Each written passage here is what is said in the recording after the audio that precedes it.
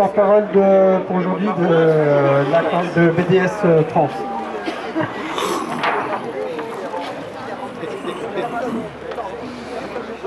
Il faut dire qu'en face, en dehors d'une sirène, ils n'ont rien d'autre à dire. Ils n'ont rien d'autre à dire. Ça, faut le dire. Bon, Absolument rien à la Formule 1. comme la sirène s'est éteinte, on va essayer de parler un petit peu. Voilà.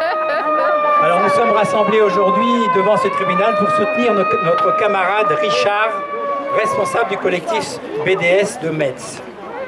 Alors la campagne internationale BDS, boycott, désinvestissement, sanctions, a démarré en 2005 à la demande de 170 organisations palestiniennes. Elle ne vise aucunement une population, mais demande à un État de respecter le droit international et les droits de l'homme en Palestine. Israël doit mettre fin au processus d'occupation et de colonisation commencé il y a 50 ans.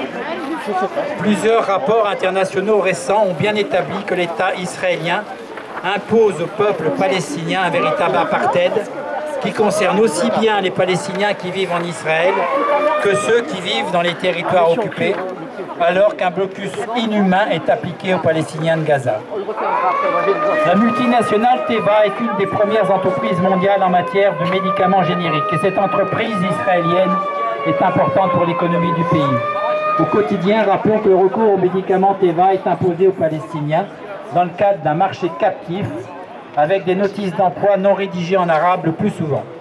Corrélativement, le développement de la production pharmaceutique palestinienne est pratiquement impossible et il est bien connu que l'accès aux soins des Palestiniens est largement perturbé du fait des entraves permanentes à la circulation. Cette situation dans le domaine de la santé est proprement criminelle et participe dans son volet désinvestissement au maintien de la situation d'apartheid imposée au peuple palestinien.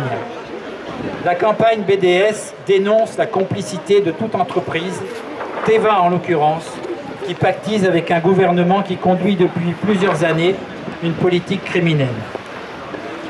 L'année 2017 a vu le mouvement en faveur des droits palestiniens s'amplifier grâce notamment à toute une série d'artistes, d'athlètes, d'hommes politiques, de travailleurs culturels, d'organisations confessionnelles, d'étudiants, de syndicats et autres activistes.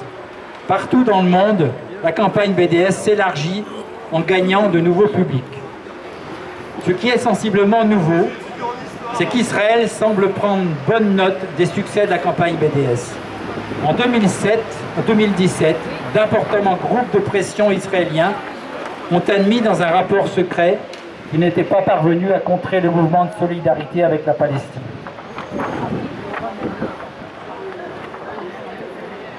Le principal stratège anti-BDS israélien reconnaissait que le mouvement de boycott gagnait du terrain, malgré les dizaines de millions de dollars de subsides du gouvernement israélien et la formation de tout un ministère gouvernemental concentré uniquement sur le combat contre BDS.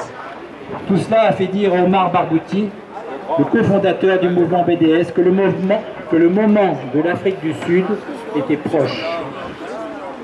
La campagne BDS est un mouvement citoyen et non violent qui combat tous les racismes, y compris l'antisémitisme. Mais en France, nous vivons une exception, puisque c'est un des rares pays qui criminalise la campagne BDS et ses militants, comme s'il n'était pas possible de remettre en cause la politique conduite par le gouvernement israélien dominé par les communistes. De nombreuses plaintes ont été déposées envers les militants BDS depuis plusieurs années. Et pour une bonne part d'entre elles, les procureurs ont abandonné les poursuites. La plupart des procès qui se sont tenus ont conduit à la relaxe des militants et il doit en être de même aujourd'hui à Metz pour Richard. Devant ce tribunal, nous nous déclarons entièrement solidaires des actions conduites par le collectif BDS 57. Nous demandons la relaxe immédiate de Richard, militant de la cause palestinienne et membre de l'Union juive française pour la paix.